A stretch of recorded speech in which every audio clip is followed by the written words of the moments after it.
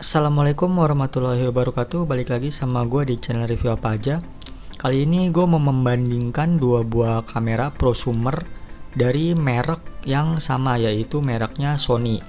Untuk jenisnya atau tipenya yaitu Sony DSC WX800 atau biasa disebut juga HX99 versus Sony DSC WX500. Jadi WX800 ini bisa dibilang kakaknya ya, atau penerus dari WX500. Langsung aja kita lihat di antarmukanya. Nah, yang sebelah kiri ini adalah Sony DSC WX800 dan sebelah kanan Sony DSC WX500. Dari antarmukanya sih ini kelihatannya mirip banget ya, karena ya memang penerusnya gitu. Hampir nggak ada perbedaan yang terlalu mencolok selain di tulisan ininya nih. Kalau yang WX800 ini udah mendukung sampai 4K untuk perekaman video. Kalau yang WX500 ini hanya Full HD 1080p. Bisa dilihat di sini juga ada garisnya untuk genggam ya, penggenggam gitu, jadi biar lebih enak digenggam. Di sini juga sama, ada garisnya. Kemudian ini ada fokus atau laser fokus untuk mempermudah fokus ketika malam atau ketika low light kayak gitu ya. Sini juga ada. Untuk lensanya sama-sama menggunakan lensa dari Zeiss Vario Sonar. Di sini ada spesifikasi untuk rentang zoomnya, jadi bisa terlihat perbedaannya. Untuk yang WX800 ini sampai dengan 118 focal length-nya ya. Kalau yang WX500 ini sampai 123. Jadi bisa dipastikan untuk zoom lebih dikit atau lebih jauh sedikit Sony DSC WX500. Karena di sini yang diunggulkan adalah zoomnya, makanya ditulis di sini nih ya 30 kali optical zoom. Kalau yang di WX800 ini yang diunggulkan adalah 4K-nya. Nah, kemudian kita lihat di antarmuka berikutnya. Masih sama ya untuk kiri dan kanan posisinya. Kirinya ini WX800, jadi tombol-tombolnya juga terlihat sama. Di sini ada tombol FN atau function, kemudian ada tombol menu, display, kemudian tombol timer dan bershoot. Kemudian ada tombol playback. Ini C ini tombol custom ya. Di sini ada tombol untuk flash. Kemudian ini juga ada tombol putar. Jadi untuk menyeleksi bisa diputar nih tombolnya, dan untuk enternya atau OK ada di tengah sini. Sama di menu Sony DSC WX500 juga nggak jauh berbeda. Yang beda hanya ini aja sih. Kalau yang ini tulisannya tanda tanya, tapi fungsinya sih sama, bisa untuk custom gitu ya tombolnya. Untuk delete juga bisa, ini juga sama, bisa untuk delete juga. Nah, selebihnya sih sama semua ya, dari tampilan, kemudian dari tombol-tombol atau peletakan tombolnya juga sama. Di sini tulisan-tulisannya juga sama. Lanjut di tampilan berikutnya. Nah, ini adalah dari bagian atas. Dari bagian atas ini ada sedikit perbedaan, yaitu di sini ya, sebelah kiri dari Sony DSC WX800. Karena di sebelah kirinya ini di sudut itu adalah electronic viewfinder yang bisa di pop up. Jadi dia muncul ya ketika kita perlukan, dan dia bisa dimasukkan ke dalam body jika kita tidak memerlukannya. Seperti itu. Jadi ada kelebihannya lah ya. Untuk mikrofon sama dua di atas sini, di sini juga ada. Ini perbedaan warna aja ya. Untuk yang WX500 ini warna putih dan WX800 ini warna hitam. Oh iya, untuk DSC WX800 ini bisa ditambahkan seperti ini ya. Jadi dia ada tambahan gripnya. Kalau yang WX500 ini tidak ada tambahan grip atau untuk memegang biar lebih enak handheldnya kayak gitu. Untuk peletakan tombol-tombol sama, ada tombol on off, kemudian tombol shutter dan tuas untuk zoom. Di sini juga sama. Tapi yang membedakan yaitu tombol modenya. Nah, ini tombol modenya ada perbedaan dari variasinya ya. Nih, mode-modenya itu ada di sini ada MR, manual, shutter, priority, aperture priority, program.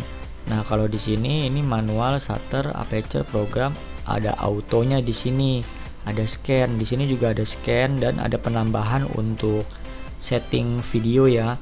Kalau di sini ini ada penambahan untuk custom, jadi untuk user, mode user. Jadi kalau kita udah setting dan udah menentukan setting apa yang sering dipakai, itu bisa pakai nomor 1 dan nomor 2 ini untuk menentukannya. Kemudian untuk di sini ada tombol flash, ini juga sama ada tombol flashnya.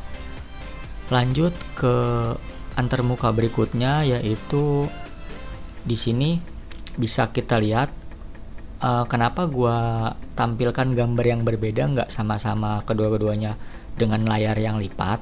Ini untuk menunjukkan perbedaan atau kelebihannya ya. Jadi untuk yang sebelah kiri ini adalah Sony DSC WX800. Dia di sini ada electronic viewfinder-nya. Sementara di sini nggak ada polos, tapi di sini layarnya dia bisa di flip. Nah, yang ini juga sebenarnya bisa di flip, tapi karena lagi dimunculkan electronic viewfinder, otomatis layar ini akan nanti nggak bisa dibuka karena keganjel atau terhalang oleh electronic viewfinder ini. Jadi jika kalian mau menggunakan layar ini untuk foto atau selfie, electronic viewfinder ini harus dimasukkan dulu ke dalam bodinya. Itu aja sih yang membedakan, tapi kedua-duanya sama ya, bisa di flip ke atas untuk selfie. Kemudian untuk tombol viewfinder atau tuasnya ini bisa dilihat di sini nih, ada tombol kecil. Kalau yang Sony WX500 ini nggak ada ya, nggak ada tuasnya. Jadi itu aja sih yang membedakan. Kedua-duanya sama kok, fungsi dan spesifikasinya juga nggak jauh berbeda. Kemudian berikutnya adalah spesifikasinya ya. Nah, spesifikasinya ini tahun dipasarkannya yaitu kalau Sony DSC WX800 Agustus 2018. Sebenarnya kalau di daerah luar negeri ya, ada yang dipasarkannya itu bulan Oktober. Jadi ya sekitar 2018 pertengahan sampai akhir lah ya. Kemudian untuk DSC WX500 ini dari tahun 2015 April. Jadi selisih antara 3 tahunan ya, 3 tahun lebih lah. Kemudian untuk harga secondnya, WX800 ini masih tergolong mahal. Di harga barunya itu sekitar 7 jutaan. Kemudian kalau yang DSC WX500 ini cukup murah, 2,5 juta sampai 3,5 juta ada yang jual. Harga barunya pun memang lebih murah sih. Ini 5 jutaan, kalau yang WX800 ini 7 jutaan. Jadi terserah kalian mau beli baru atau second, tergantung budget dan kebutuhan kalian. Untuk sensor ya, sensornya itu sama-sama menggunakan sensor 18 megapiksel, ukurannya 1/2.3 CMOS. Jadi dua-duanya sama. Kemudian untuk rentang ISO-nya juga sama, 80 sampai dengan 12800. Lensanya juga sama dari Zeiss, tapi yang membedakan kalau WX800 ini hanya 28 kali optical zoom. Gue juga nggak tahu kenapa kok malah lebih ini ya, zoomnya kurang jauh gitu. Padahal yang ini aja WX500 ini udah 30 kali, kenapa ini malah 28? Kenapa nggak ditambahin jadi 35 kali atau 40 kali gitu kan? Mungkin lebih menarik gitu. Kemudian untuk layar sama-sama 3 inch, bisa di flip selfie. Untuk continue shootingnya juga sama-sama 10 frame per second. Kemudian video resolusinya ini yang membedakan ya. Jadi untuk WX800 ini lebih unggul karena bisa merekam resolusi 3840 kali 2169 atau 4K di frame rate-nya itu 30 fps. Kalau yang Sony WX500 ini hanya Full HD 1920 kali 1080 tapi di 60p. Nah, untuk WX800 ini jika kita merekam menggunakan Full HD atau yang resolusi ini ya, itu bisa sampai 120p, sedangkan yang WX500 ini hanya 60p. Otomatis lebih bagus yang WX800 ya untuk merekam, dia bisa slow motion. Untuk WiFi dua-duanya juga mendukung, bisa dikontrol menggunakan smartphone juga kan. Kemudian viewfinder yang WX800 ini udah menggunakan electronic viewfinder seperti yang tadi kita bahas. Kalau WX500 ini tidak ada viewfindernya. Kemudian untuk exposure compensation sama-sama kurang lebih 3 stop ya. Kemudian untuk format RAW, nah ini juga keunggulan dari DSC WX800. Ini udah mendukung format RAW, jadi kita bisa lebih leluasa untuk foto dengan uncompress gitu. Jadi fotonya itu asli, benar-benar asli, dan masih bisa diedit untuk detail atau warna yang lebih detail lagi dibandingkan dengan hasil foto Sony DSC WX500 yang hanya JPEG.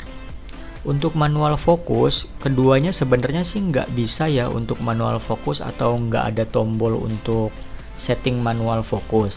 Tapi yang menjadi kelebihan Sony DSC WX800 ini bisa touch focus. Jadi kita bisa menentukan fokus menggunakan layar sentuh. Karena layarnya itu udah support layar sentuh kayak smartphone gitulah jadinya. Smartphone kan kita nggak bisa manual fokus ya, tapi kita bisa fokus menggunakan touch atau disentuh di layarnya. Itu aja sih, jadinya ya lebih berguna lah gitulah, lebih memudahkan. Kalau yang DSC WX500 ini layarnya belum support touch focus atau belum support touchscreen juga.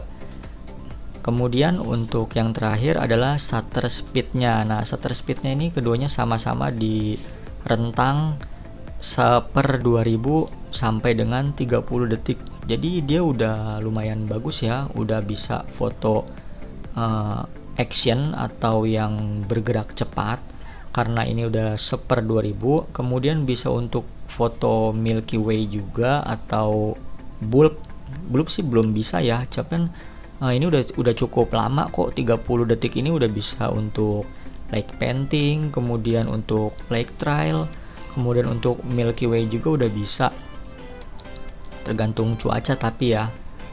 Nah, untuk keunggulan atau alasan memilih Sony DSC WX800 ini ada 6 poin, yaitu pertama sudah support RAW, kemudian sudah 4K ya, bisa merekam video 4K di 60p, kemudian bisa video slow motion 120 fps di Full HD, kemudian bisa touch focus, jadi layarnya itu disentuh bisa untuk touchscreen dan touch focus.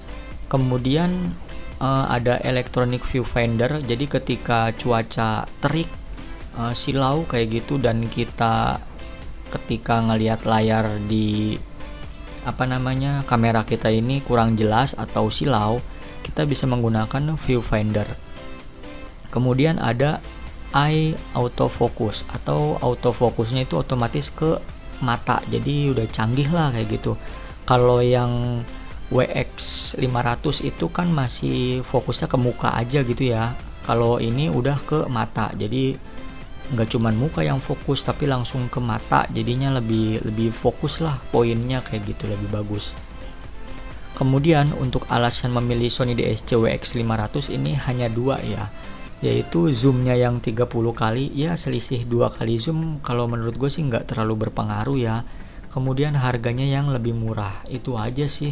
Karena di luar dari kelebihan WX800 yang tadi, itu semuanya sama, jadi speknya sama, kemudian hasil fotonya pun ya bisa dibilang mirip karena Dari spek lensa kemudian prosesornya juga sama aja sih, yang membedakan hanya keunggulan-keunggulan yang ini aja. Ya udah, apakah menurut kalian worth it beli WX 500 ini dengan harga 5 jutaan untuk barunya? Kemudian apakah kalian dengan keunggulan-keunggulan yang ini kalian merasa lebih worth it beli WX 800? Ya nambah 2 jutaan atau nambah 1,5 juta, bisa beli dengan kelebihan-kelebihan ini kan? Ya itu terserah dari kalian. Atau kalian mau cari-cari yang second juga udah ada di online shop, tapi masih jarang sih kalau WX 800. Kalian bisa cari selain WX 800, yaitu kuncinya itu HX99, karena itu adalah nama lain dari WX 800. Ya udah, sekian video reviewnya, semoga membantu untuk kalian memilih kamera. Kurang lebihnya mohon maaf. Wassalamualaikum warahmatullahi wabarakatuh.